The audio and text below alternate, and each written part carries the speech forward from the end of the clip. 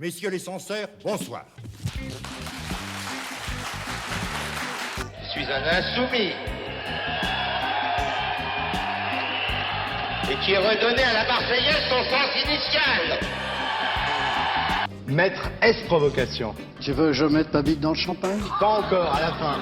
Tout à l'heure. Dès qu'on prononce le mot juif, il y a un joug terrible. On ne peut plus dire ce mot sans que tout le monde vous tombe sous le dos. La basse-cour journalistique d'une France domestiquée valait, oui, qui touche à la fin du mois sur vos propres impôts le salaire exorbitant, toute honte bue de la collaboration. Il faut quand même pas déconner, hein. Parce que ça, c'est pas pour les pauvres, hein, c'est pour le nucléaire. C'est des merdeux. Alors il faut Des trous du cul. Des cons. Un des grands collaborateurs de Je suis partout, je suis désolé. Qui dénonçait les juifs. Quoi? Alors? Vous le savez, vrai ou pas vrai? Ça a été prouvé.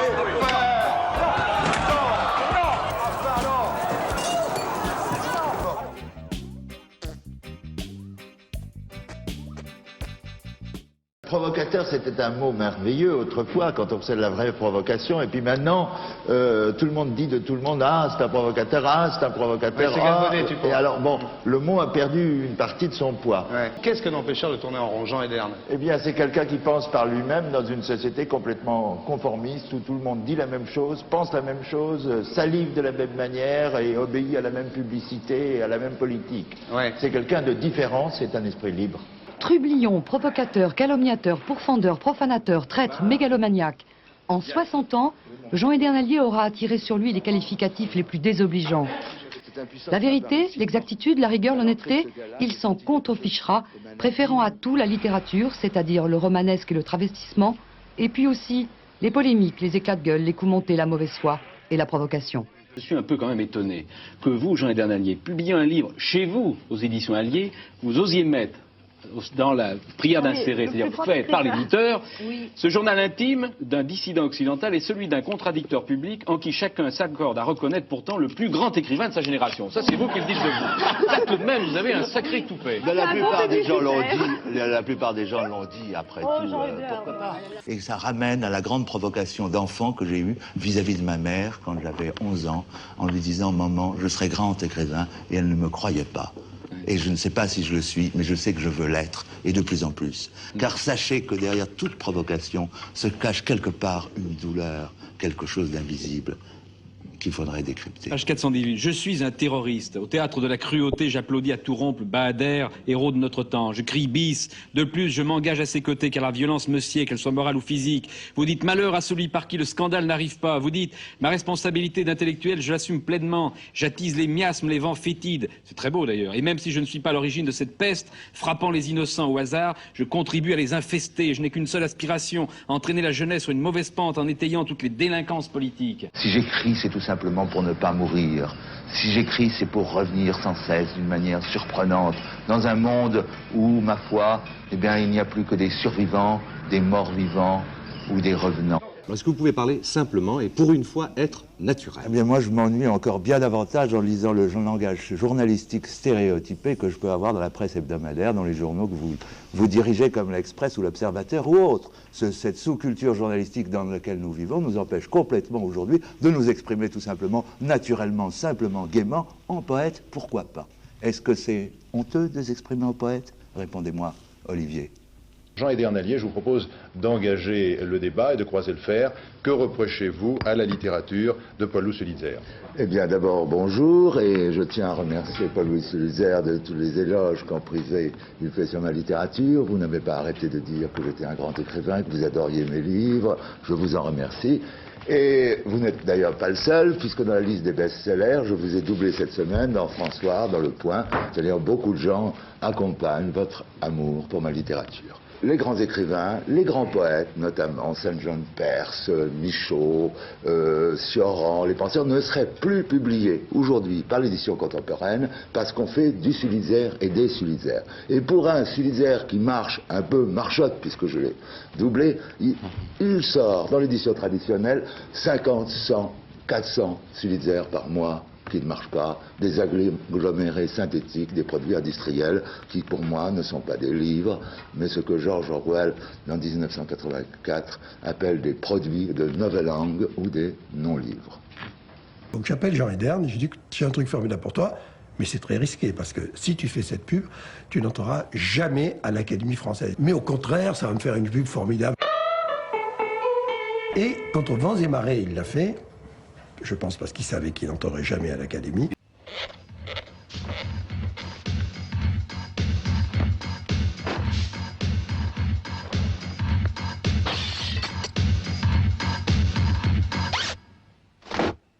L'Académie, c'est pas tout dans la vie. Lui avait dû rêver d'honneur et d'une gloire littéraire finalement très à l'ancienne, très cadenassée, et il a poursuivi ça toute sa vie, tout en étant une espèce de punk furibard, quoi, de personnage de dessin animé totalement délirant. Quand un écrivain rencontre un autre écrivain, de quoi parle-t-il? Eh bien, pas forcément d'histoire d'écrivain. Témoin l'échange musclé survenu hier soir entre François Chalet et Jean Hidernalier. Moi, je ne comprends pas pourquoi vous qui collaboriez à Je suis partout, journal collaborateur, nous le savons tous, n'avez pas été abattu à la Libération. Non, monsieur, non. Vous avez... Eh ben, je vous rappelle un certain nombre de choses précises. Je croyais. Alors... Philippe, une seconde, Philippe. En tout cas, tendu.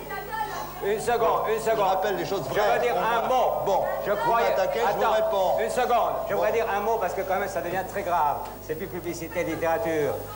Un des grands collaborateurs de Je suis partout. Non, écoutez, je vous en prie. Je suis désolé.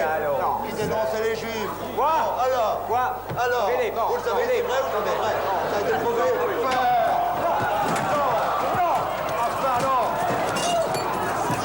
Alors c'est lui qui a... Calme-toi.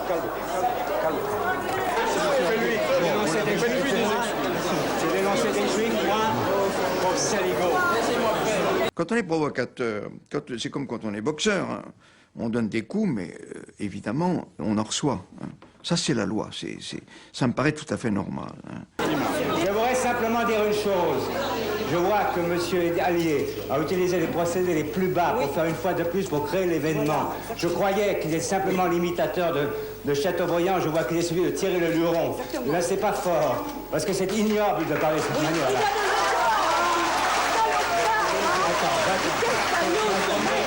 Je ne veux pas envenimer cette polémique. Je me suis contenté de rappeler les événements et des faits qui existent et qui ont été prouvés. Bon, le journal Je suis partout, vous le connaissez ou vous ne le connaissez pas. Bon, alors, bon, c'est tout. Bernard-Henri Lévy. Bernard-Henri Lévy. Tu dis que c'est un voyou. Je suis très gentil avec lui, de lui consacrer 3 pages. Il n'a pas à se plaindre. Il a été mon porte-serviette, ce qu'il écrit ne vaut strictement rien.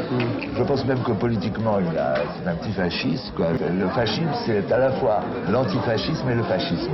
Il appartient à cette catégorie d'antifascisme complètement fasciste. Bon, à part ça, c'est un charmant garçon. Honneur de morale de la gauche caviar. En 60 ans, Jean Edern, le provocateur, aura eu 1000 vies et collectionné 1000 combats. Tour à tour maoïste, procastriste, mitterrandien, antisioniste et chiracien. En mai 68, Jean Edern a 32 ans et aucune opinion politique définie. Mais l'effervescence révolutionnaire le séduit immédiatement. Il prend en marche le train du gauchisme et devient un maoïste en Ferrari. Dis-moi, Jean Edern, quand tu vois aujourd'hui, quand tu vois le drame des boat people vietnamiens, est-ce que tu n'as pas honte d'avoir animé ces comités Vietnam et d'avoir été à l'origine de ce que tu as appelé la matrice du maoïsme français? Est-ce que tu n'as pas honte de toi? Pas du tout, parce que Mao Tse-tung est un homme politique qui avait une vision historique et poétique. C'est ce que je disais tout à l'heure, c'est-à-dire que on ne peut pas juger les hommes politiques en termes moraux, mais sur un stade supérieur, c'est-à-dire sur le stade historique et esthétique, des gens comme Mao, comme Staline, comme même Hitler, je le disais, ont une insupportable grandeur. Et est-ce que tu sais ce qui se passe aujourd'hui à Paris pour les clandestins qui arrivent de Chine populaire? Eh bien on les mange, je croyais qu'on les mangeait. On ne les mange pas, mais c'est dur. Et dans les comités Vietnam de base, il y avait qui? Oh, il y avait des gens qui sont bien récupérés, comme Serge Julie, comme Jesmar, qui était... Je veux dire, tous ces gens, finalement, ont cessé d'être des révolutionnaires, c'est dommage. Alors que être révolutionnaire, c'est pas profiter de la révolution pour prendre ensuite le pouvoir et devenir un bourgeois comme les autres. Être un révolutionnaire, c'est une question de tempérament. Quand on est un vrai révolutionnaire, on est de la naissance à la mort. Parce que la révolution et la poésie, c'est la même chose. La carrière gauchiste de Jean Edernalier ne dure pas longtemps. En 1974, il est envoyé au Chili pour distribuer aux résistants anti-Pinochet des fonds récoltés par Régis Debray, un des grands intellectuels révolutionnaires de l'époque. Il rentre quelques mois plus tard sans l'argent, mais sans l'avoir distribué non plus. Ses anciens amis le désavouent et le dénoncent publiquement.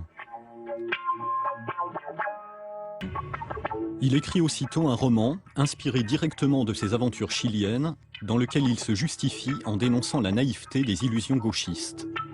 Nouvelle mue d'un Jean Ederne caméléon. J'ai trouvé là une citation tout à fait par hasard, qui, je crois, vous décrit très bien. Et vous allez nous dire si ça c'est vrai ou si c'est faux. Je traversais alors tout le Chili, me faisant passer pour ornithologue, puis je revins en Argentine, où je me liais à des guérilleros, les montaneros. J'ai pratiqué l'enlèvement des directeurs d'usines, les prisons du peuple, le rançonnement des étrangers, etc. Au fond, vous auriez bien aimé participer à tous ces événements. Non, mais et en fait, vous n'avez probablement participé à rien du tout.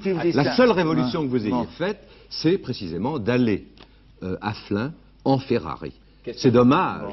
J'ai participé à un certain nombre de coups, je le reconnais. Quand je suis rentré en France, en disant, voilà ce qui va se passer, les militaires vont prendre le pouvoir, prenez position, vous autres intellectuels de gauche, pour l'Argentine, allez, voyez, le fascisme est en train de guetter, eh bien, ces journalistes, ces journaux de gauche s'en moquaient éperdument, ils ont attendu la Coupe du Monde du football, c'est-à-dire le moment où il était vraiment trop tard, pour faire retentir leurs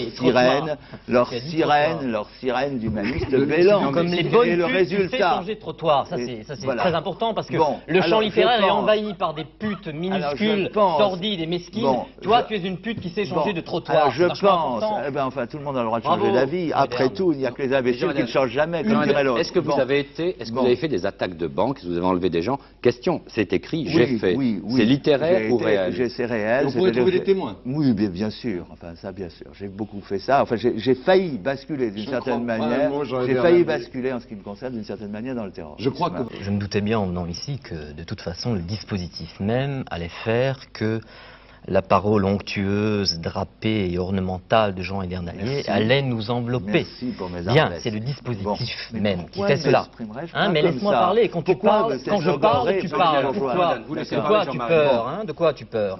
Tu as peur que je dise quelque chose te concernant et qui concernerait par exemple cette question que je posais tout à l'heure, à savoir où est passé ton œil droit. Bon, c'est une question qui est de mauvais goût, je sais, puisque sous ta paupière il y a un globe de verre. Et moi je dis ceci, cet œil droit il est passé de l'autre côté, du côté des téléspectateurs, il est passé du côté du public. C'est ton amour du public qui fait ce que tu es en ce moment. C'est-à-dire, il y a des gens qui aiment une personne, une femme, des enfants, des parents. Tu ne peux pas aimer un être humain, je crois pas. Tu aimes des masses. Tu as une demande d'amour vis-à-vis des masses. François Mitterrand, si je vous critique, sachez d'abord que c'est à l'intérieur du camp socialiste et que je me désolidarise complètement des autres participants de ce débat. Donc, je tiens à le dire tout de suite. Entre François Mitterrand et Jean Edernalier, c'est d'abord une fascination réciproque, attraction fatale entre l'homme de pouvoir fin lettré et l'écrivain qui brûle de monter sur la scène politique. Jean Ederne met sa plume au service de Mitterrand avec un pamphlet féroce contre Giscard. Aux élections européennes de 1979, il crée une liste pour mieux tirer sur le gouvernement et sur les journalistes alors en place. Jean Ederne en campagne, ou comment se faire un maximum d'ennemis en un minimum de temps. L'abjection règne.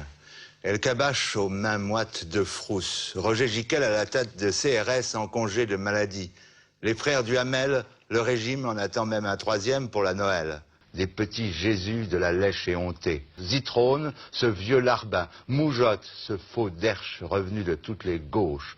Bassi ou Cavada, si nul, si prétentieux ou falsificateur que même une radio africaine, même l'empereur Bokassa hésiterait à les employer.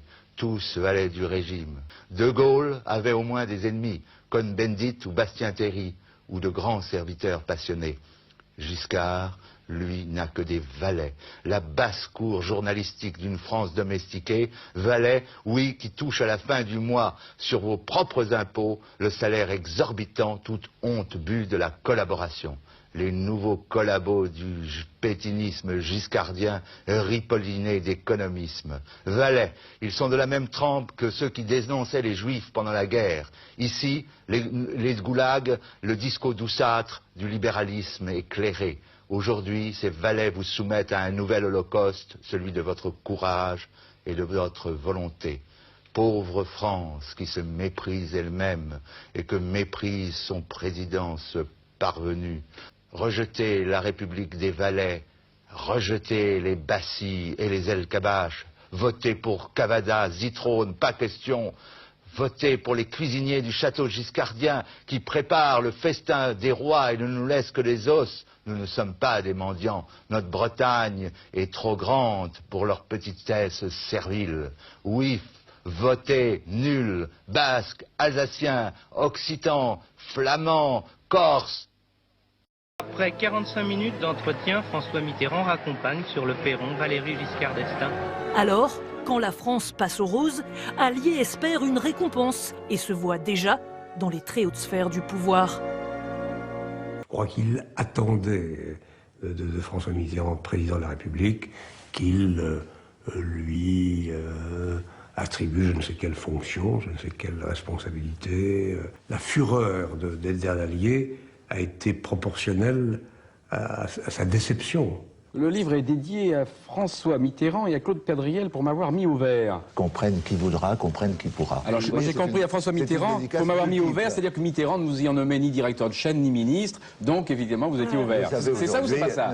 C'est ça ou c'est pas ça? Pour être ministre. C'est ça ou c'est pas ça? L'Académie française, j'en sais rien. Non, non, il ne peut pas vous nommer à l'Académie Alors française. pour être, comment? Il est le protecteur de l'Académie. Alors pour être ministre, je ne souhaite qu'une chose, c'est être ministre de l'imaginaire. Avec les ministres. Allons-y, c'est ridicule. Alors, bon, je crois qu'il s'agit là, à tous égards, de mon livre le plus révolutionnaire. C'est-à-dire que je suis débarrassé de tous les conformistes révolutionnaires, et notamment les conformistes à la Cohn-Bendit. Voilà. Bon. 2 jours après son passage chahuté à Apostrophe, Jean Edern-Allier rebondit à la une des médias. Il est victime d'un enlèvement. En France, maintenant, aucune nouvelle de Jean Edern-Allier, pas le moindre indice pour les policiers de la brigade criminelle qui mènent l'enquête, les brigades révolutionnaires françaises que personne ne connaît d'ailleurs et qui ont hier revendiqué l'enlèvement de l'écrivain par un coup de téléphone à l'AFP, n'ont plus fait parler d'elle. Ce soir, on penserait plutôt à un enlèvement crapuleux, même si aucune demande de rançon n'a, à notre connaissance, été formulée. Janco a révélé le contenu d'une conversation téléphonique qu'il avait eue avec Jean Edern-Allier, qui lui aurait dit au téléphone « J'ai raté mon apostrophe, je suis prêt à frapper un grand coup ». De certaines mesures, on peut dire que vous seriez responsable alors cet enlèvement. Vous vous sentez un peu responsable? Non, je ne suis pas du tout responsable. Alors il n'était pas très content de lui. Mais vous avez l'impression qu'il était prêt à faire quelque chose? Ah non, non, pas du tout. Non, non, absolument pas. Je peux absolument pas dire cela. Simplement, il était déçu. Je vais vous demander, Bernard Pivot, ce que vous pensez de ces enlèvements. Bah, je ne pense pas grand-chose. J'essaye de trouver la cohérence, la logique de tout ça, et je ne la trouve pas. Si un doute subsistait encore hier soir sur la disparition de Jean Edern-Allier, qu'il ne serait qu'un vaste canular, une mystification, pour la première fois, donc, les ravisseurs exposent les motifs de l'enlèvement, des motifs purement politiques, à savoir la connivence de l'écrivain avec le pouvoir socialo-communiste. Moi, je suis sûr que c'était du bidon, l'enlèvement. Ah oui, certain, oui. Certain. Je ne sais pas où il était. Je ne sais pas comment il avait monté son coup, mais moi je sais que c'est du bidon puisqu'il m'a appelé. Il m'a appelé et je crois que c'est la veille ou 2 jours après, il a été soi-disant libéré. Bon, je ne refuse pas de parler. J'ai prévenu l'AFP de ma libération. Les nécessités de l'enquête m'obligent à me taire pour l'instant. Je vous remercie de votre amitié et je suis très fatigué. Vous avez lu la presse.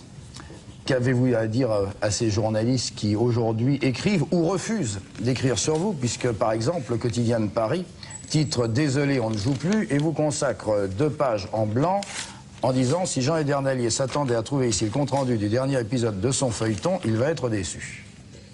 Je ne l'ai pas lu, je l'ai feuilleté, je l'ai regardé.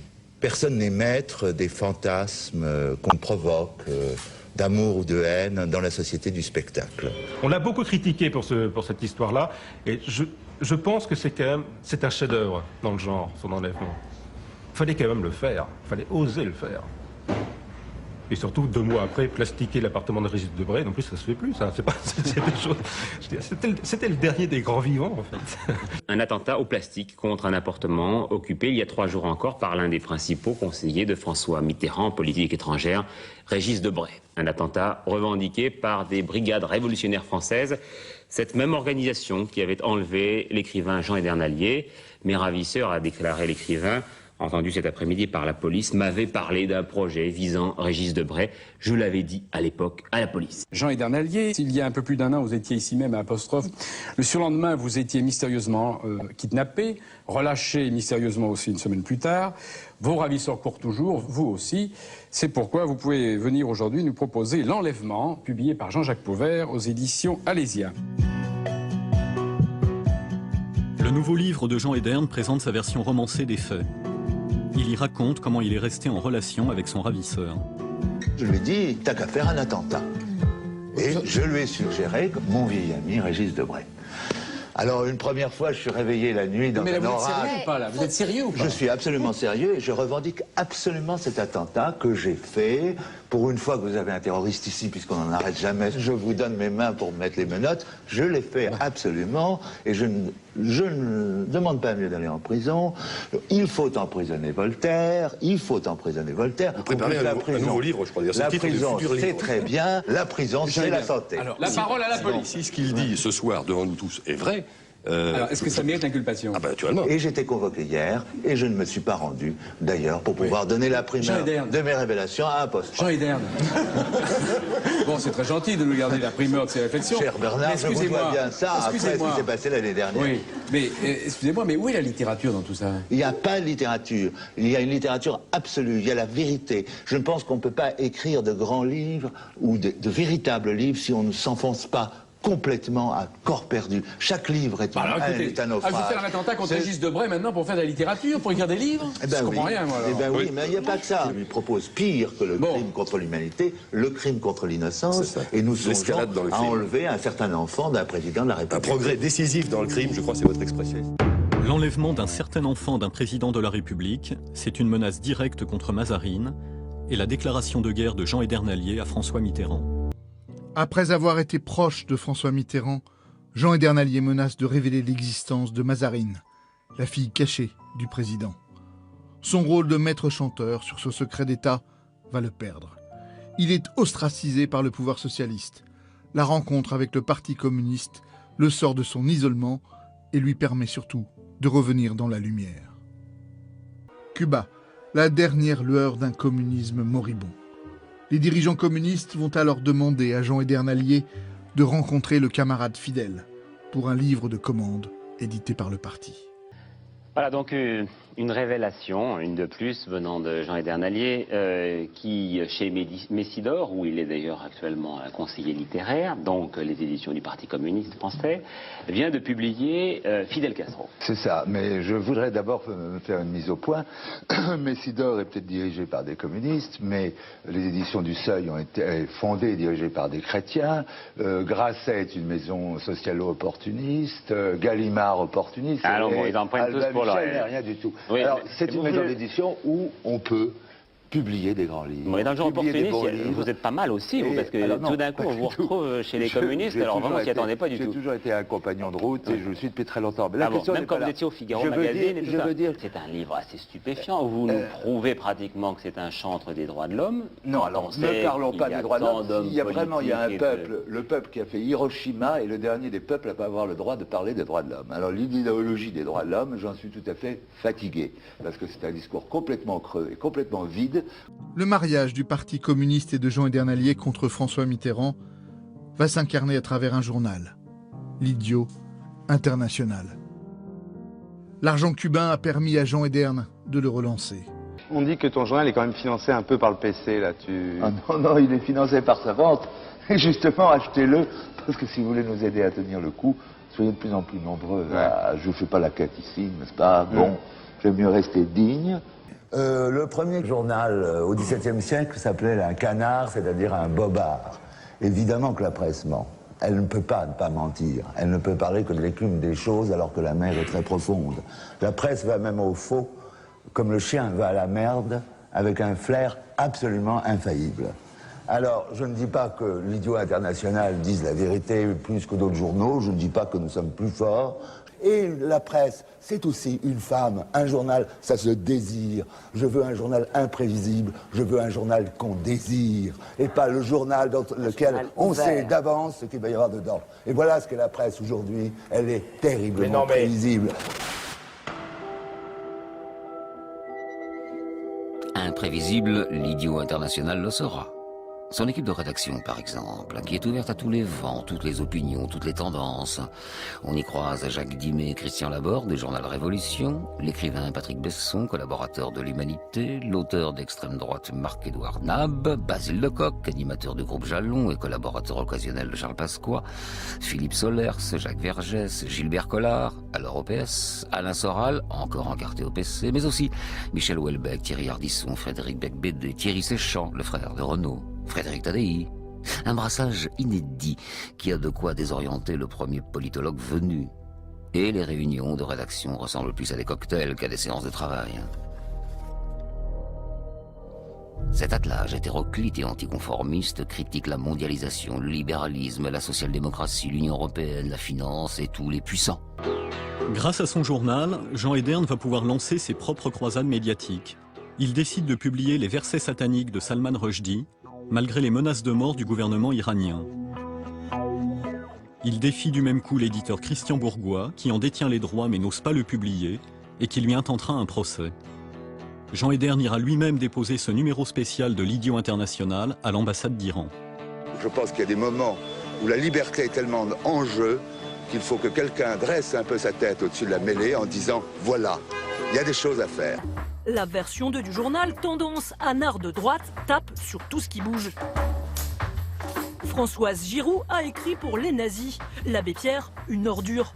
Mais sa cible favorite, c'est Bernard Tapie. Tuer Tapie est un devoir civique, tuer moralement son temps. Sur ce tapis-là, je m'essuie les pieds.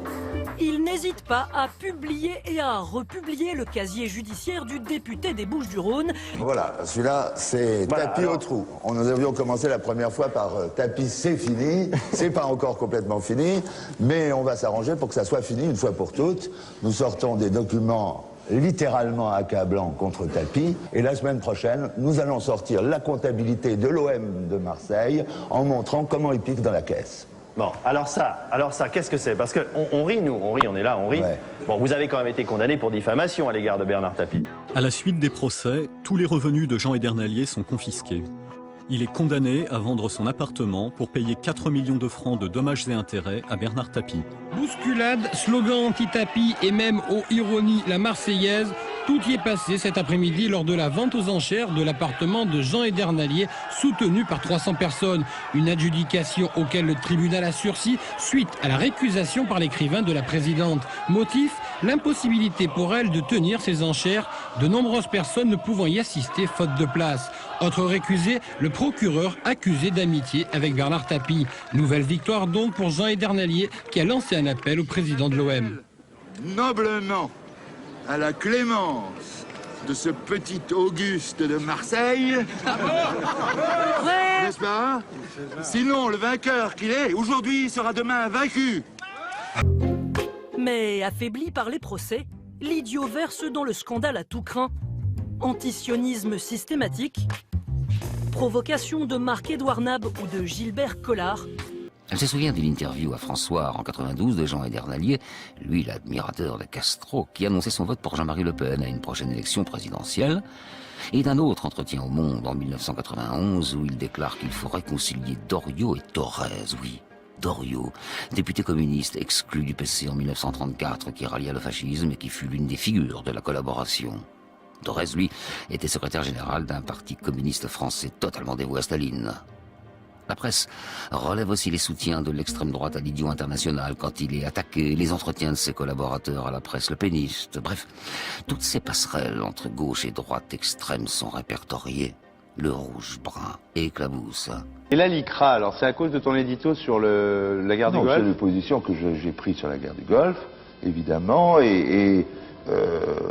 bon, je crois que ce procès, celui-là au moins le gagner, car Il n'est pas question pour moi, qui suis financé par des juifs, qui est une mère juive et qui d'autre part aime beaucoup les juifs, me considérer comme un antisémite, c'est complètement grotesque. Je le souligne bien, grotesque. Mais dis-moi, Pierre Berger, ces sociétés, ça n'empêche pas de dire qu'une société comme la LICRA est une pure société de raquettes. Écrasé par les dettes, l'Idiot International cesse de paraître en 1994. À cette date, Jean Edernalier devient animateur de télévision avec le Jean Ederns Club et À l'Ouest d'Ederne. Voilà le livre de Mitterrand. Nous allons le noyer dans l'eau de son régime, l'eau de Vichy, pour en terminer. Et alors, exorciser. Et alors, de toute façon, ça fait beaucoup de bien pour les hépatites de la mémoire, pour nos foies malades. Comme disait notre ami Jean Ederne, le livre flotte. Le livre flotte, mais c'est comme Mitterrand, ça flotte. Le livre surnage. Avec ses beautés. Le livre surnage, regardez-le. Philippe Labro, personne n'en dit du mal. C'est un bien absolu, c'est la vacuité totale. Alors il y aurait la couverture Harlequin, ça serait la même chose. Labro est un homme très très sympathique, mais enfin, dans cette espèce de concert de louanges sans la moindre critique, je suis obligé de verser par derrière moi, comme une vodka par les Russes, le livre de Labro. Merci messieurs. 12 janvier 1997, 7h du matin. Sur les planches de Deauville, l'écrivain le plus sulfureux de France se promène. À vélo, il roule vers le palace où il a ses habitudes. Comme il l'a fait toute sa vie, il va à contresens, s'engage en sens interdit dans la rue Jean Mermoz. Le vélo tombe. Pour Jean Edernalier, c'est le point final.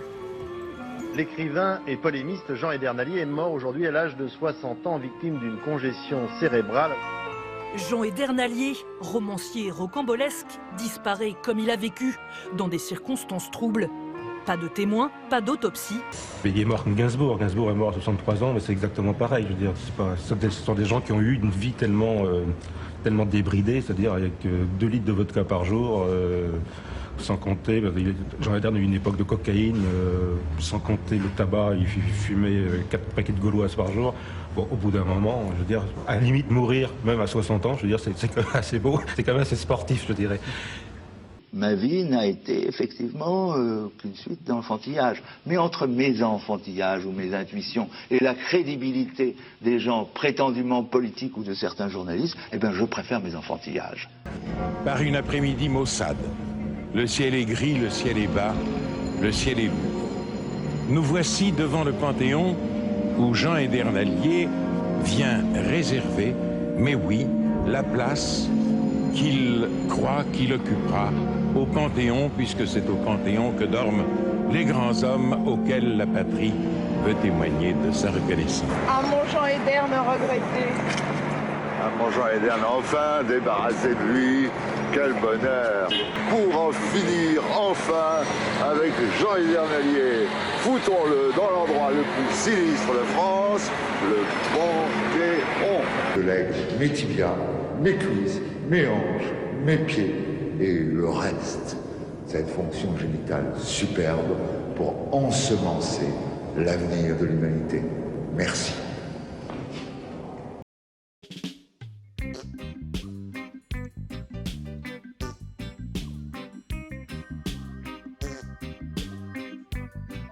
Écoutez ma petite cocotte, moi j'ai jamais montré ma queue. Et de l'autre côté, montrer sa bite, c'est pas si facile. Jacques Jean montre sa bite partout. Mais attends, merde, t'es plus grosse bite que moi, les connards.